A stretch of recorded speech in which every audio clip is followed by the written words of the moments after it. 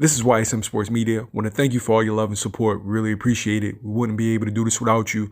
Go ahead and hit that subscribe button right now and click the notification button for all future content. Natalie Dove. What's good, Natalie? What's up? How you doing? I'm chilling, man. What you got going on today? Just training. Same thing we got every day. I'm coaching somebody today. I usually coach the little kids over here. You already training fighters? Yeah, I love coaching the kids. I'm always working with them. Is that something you can see yourself doing when your career is over? Yeah, definitely. I definitely love working with kids. I want to help them get to the level that I was at when I was an amateur. Okay. How did you start boxing? I started when I was 11. I'm 19 now. 19 now? So you got 8 years in now. Yeah. How long did it take you to have your first amateur fight? I started at 11. I took a long break, and then at 14, I trained for 3 months, 4 months, and then I started fighting that June. So it took me 6 months to train, and then I fought that year. I started back up. So you had your first bout that first year that you started? Yeah. Okay. So what drew you to boxing? My grandpa, he would always be in the boxing gym. He took me and my cousin to the gym, and then I was the only one who really stuck with it because I loved being in the gym. I loved hitting, I loved fighting and sparring, and he kept me in it, and I just kept pushing to get all the medals that all these girls had. I was so far behind for getting. I wanted to be at the level with the girls who had 100 fights and 50 fights, so I just kept pushing. I wanted to have that gold medal that they had. How many fights you had? Right now, 54. 54. Now, are you still pushing for the Olympics, or are you just thinking about turning pro? So I definitely do want to do the Olympics. That's always been my dream. But if the right opportunities come, sometimes you just got to go with the right opportunities. But the 2024 has always been a goal. I'm not sure how it's gonna be affected this next Olympics because of the corona and everything going on. I know that they have certain guidelines that they're doing now, but it'll always be in my dreams and my goal to do that. But like I said, there's always an opportunity. Sometimes you gotta go and take the better opportunity. How did COVID affect your career? COVID was hard because we were ready for nationals, and the week we were supposed to leave, they canceled it that Monday. So I was cutting weight, I was in shape, I felt really good, and it's just damn, we can't fight. So I was all right, it is what it is. And then we get ready for the next national tournament, and it's canceled again. So it was just it kind of just set me back pretty far because it was we keep getting ready for things, keep getting canceled, and you just feel kind of lost. And it's you can't get any local fights, you can't get any national fights, you don't know what to do. Were you still active, or were you still sparring a lot? I was still training. I trained at Coach Anthony's gym, and then he ended up training in Florida. So I took a little bit of a pause, trying to figure out where I wanted to go, and then I ended up with Chaos, and I started training with them again. So I was still kind of active, but kind of not at the level I wanted to be at. Now, just recently, you competed in the nationals, right? I didn't compete in these recent nationals. I just had 2 local fights this month. Are you going to fight in December? December, yeah, of course. Yeah, I'm definitely gonna fight in December. And the gloves are in September? You gonna fight those? I don't think I'm gonna do Golden Gloves this year just because of they're having a bunch of restrictions with it. But in nationals, I'm always gonna be in the nationals. How many nationals have you fought in? Every single one since I was 14, yeah. Except for 2. So I don't know how many that is, but it's a lot. Okay. Have you ever won it? Yeah, I've won every one except for 2. Damn. Yeah. What is that like? Winning a national tournament? Yeah. It's the best feeling ever. It's you're working so hard and you go there and you're in front of all the top boxers. By the end of the week, you're the top boxers. You guys are all competing for that spot. And when you win, and then you take that team picture and you have that medal, you feel really good knowing that everyone around you is top talent and you made it to that level. What do you feel like your greatest attribute as a fighter? I think my boxing IQ, because I like to go in there and really pay attention to what's going on, and if they throw that, what can I throw after that? How can I move to get them to go a certain way? I like my boxing IQ. I think that's the best, my best average attribute. What do you consider yourself? Boxer, puncher? Definitely a boxer, but I love punching hard. Definitely a boxer though, because I like to outsmart people. There's nothing better than watching a boxing match where you can make somebody look dumb or silly just by moving around and hitting. So I love boxing. See, you can tell you're a real boxing fan because casuals just want to see somebody knocked out.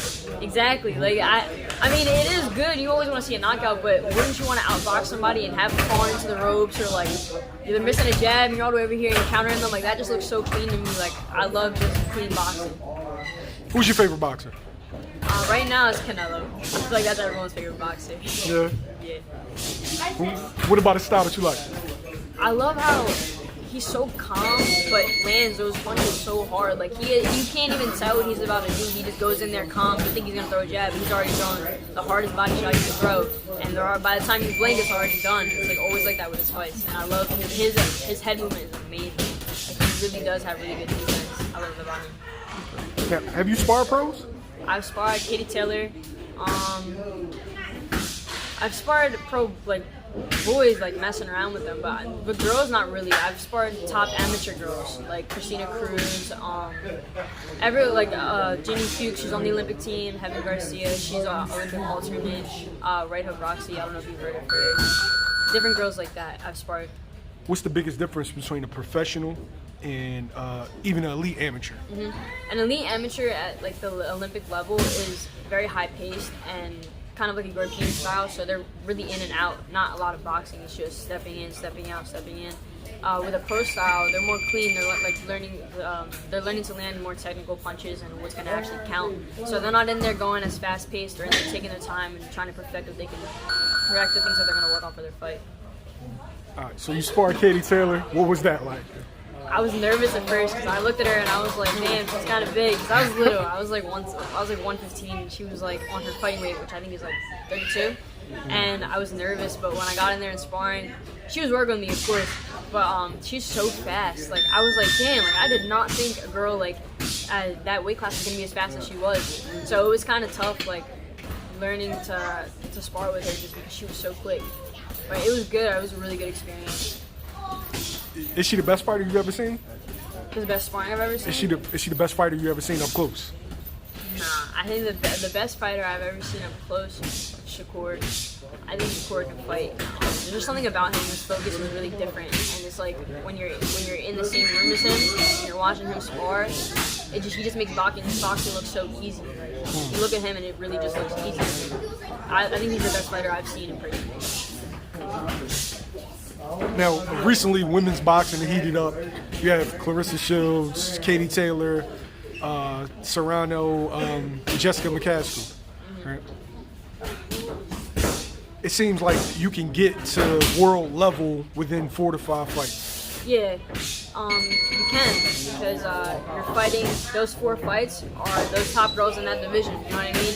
As soon as you walk into the pros division and you're a girl, there's not a lot of fights you can get. It's always going to be, all right, we're going to hand you somebody who's pretty good, and then the next fight you're going to find somebody who's really good, and the next fight after that, you're probably going to fight for a world title, just because it's not a big selection of fights. So I would say easier than the boys, obviously, to get a world title than the girls, but at the same time, like, these girls really do work hard to keep that spot and get that spot. Is that what you want? Do you want a fast start, or do you want to slow walk it a little bit?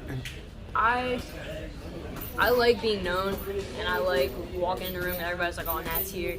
So I'll do whatever I have to do to get to that top level, even if it's slow or fast. Whatever they throw at me, I obviously train, be in good shape, and take whatever they have. Whether it's like a slow or a fast walk, as long as I get there, I like that. What weight do you fight at now? Right now, I'm fighting at 112. Right at 112? Okay. So you'll probably turn around what?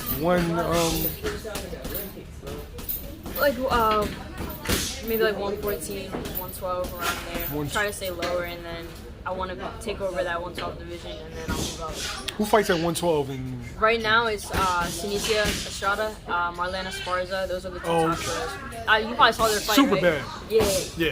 Yeah, you probably saw them fight in last November, where she got her head gashed. Yeah. Marlene, it was a good fight. Now, is that some work that you possibly want in the future? Yeah, definitely in the future. As a top female, I want to fight a top female because I am a top female and I can show them that I'm at that level too.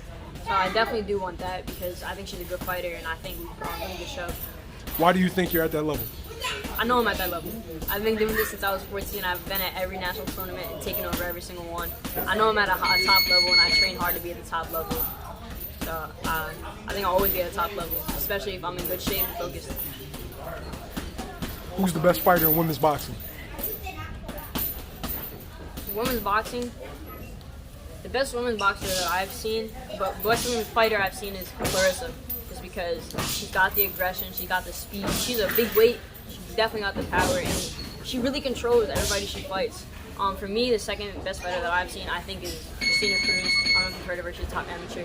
I've always looked up to her since I was little. I think she can box really well, and the way she moves around the ring is crazy. Like, she really has people, like, as I stated earlier, like, how they look dumb when she's boxing, and they look so dumb because she knows how to use the ring. So is she somebody to look out for as soon as she turns pro? Definitely somebody to look out for. Yeah, she's I think she's on the Olympic team for Puerto Rico right now, or they're trying to figure out who they're taking. But she's on the Olympic team, and I think she's gonna be going to the Olympics for Puerto Rico. So there's definitely somebody to look out for.